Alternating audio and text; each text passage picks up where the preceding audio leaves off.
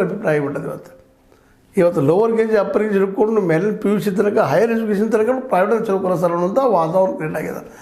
But ಅದನ್ನು ಮುರಿಬೇಕಾಗಿತ್ತು ಅಂದರೆ ಇವತ್ತು ಸರ್ಕಾರಿ ಈ ಕಾಲೇಜುಗಳಲ್ಲೇ ಮೊದಲಿಗೆ ಅವ್ರಿಗೆ ಪರ್ಮನೆಂಟಾಗಿ ಶಿಕ್ಷಕ ನೇಮಕ ಮಾಡಿ ಅವ್ರಿಗೆ ಇಂತಿಷ್ಟು ಡೆವಲಪ್ಮೆಂಟ್ ಮಾಡಲೇಬೇಕು ಅನ್ನುವಂಥದ್ದು ಕಾನೂನು ಸಾಕಷ್ಟು ಇದ್ದಾವೆ, ಆದರೂ ಸರಿಯಾಗಿ ಕಲಿಸ್ತಾ ಇಲ್ಲ ಅನ್ನೋದು ಎಲ್ಲ ಆರೋಪ. ಹಾಗಾಗಿ ಕಡಿಮೆ ಆಗ್ತಾ ಇದ್ದಾರೆ ಅಂತೇಳಿ.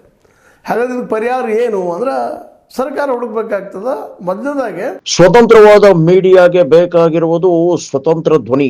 ಆ ಸ್ವತಂತ್ರ ಧ್ವನಿ ಉಳಿಸಲು ನೀವು ಮಾಡಬೇಕಾದದ್ದು ಇಷ್ಟೇ. ಅದೇನಪ್ಪಾ ಅಂತಂತಂದ್ರೆ ನಿಮ್ಮ ಕೈಲಾದಷ್ಟು ಸಹಾಯ ಈ ಚಾನಲ್ಗೆ ಮಾಡಿ ಹಾಗೂ ನಿಮ್ಮ ಧ್ವನಿಯನ್ನು ಕಾಪಾಡಿಕೊಳ್ಳಿ. ಪರ್ಮನೆಂಟ್ ಆಗಿ ಅವ್ರಿಗೆ ಇವತ್ತು ಜಾಬ್ ಕೊಡಬೇಕಾಗಿದೆ ಎಲ್ಲರಿಗೂ. ಯಾಕಂದ್ರೆ ಇವತ್ತು ಅತಿಥಿ ಶಿಕ್ಷಕರು ಪಾಪ ಅವ್ರಿಗೆ ಎಷ್ಟೋ ಜನ ಇವತ್ತು ನೋಡಿ ನಾವು ಈಗಾಗಲೇ ಅದರ ಬಗ್ಗೆ ಸಾಕಷ್ಟು ವಿಡಿಯೋಗಳನ್ನು ಸಹಿತ ಮಾಡಿಬಿಟ್ಟಿದ್ದೀವಿ.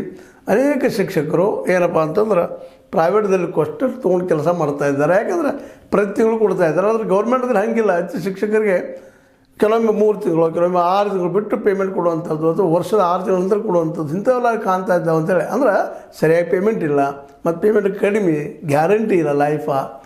ಹೀಗಾಗಿ ಈ ಒಂದು ಸರ್ಕಾರಿ ಕಾಲೇಜುಗಳಲ್ಲೇ ವಿಶೇಷವಾಗಿ ಜನ ಅಂದರೆ ಇಟ್ ಮೀನ್ಸ್ ಲೆಕ್ಚರರ್ಸ್ ಆಗಲಿ ಅಥವಾ ಶಿಕ್ಷಕರಾಗಲಿ ಬರೋದು ಕಡಿಮೆ ಆಗ್ತಾ ಇದ್ದಾರೆ ಅಂಥೇಳಿ ಒಂದು ಸ್ಪಷ್ಟವಾದಂಥ ನಿಲುವ ಇವತ್ತು ಮೂಡಿದೆ. ಇವತ್ತು ಸಾಮಾನ್ಯವಾಗಿ ಮೂಡಿದೆ. ಹೀಗಾಗಿ ಪ್ರೈವೇಟ್ದಲ್ಲಿ ಹೆಚ್ಚು ಹೋಗ್ತಾ ಇದ್ದಾರೆ ಜನ, ಮತ್ತು ಜೊತೆಗೆ ಪರ್ಮಿಷನ್ ಕೊಡ್ತಾ ಇದ್ದಾರೆ ಪ್ರೈವೇಟ್ ಕಾಲೇಜುಗಳಿಗೆ, ಅದ್ರ ಲಾಭ ಆಗೋದ್ರಿಂದಾಗಿ ಅನ್ನುವಂಥದ್ದು.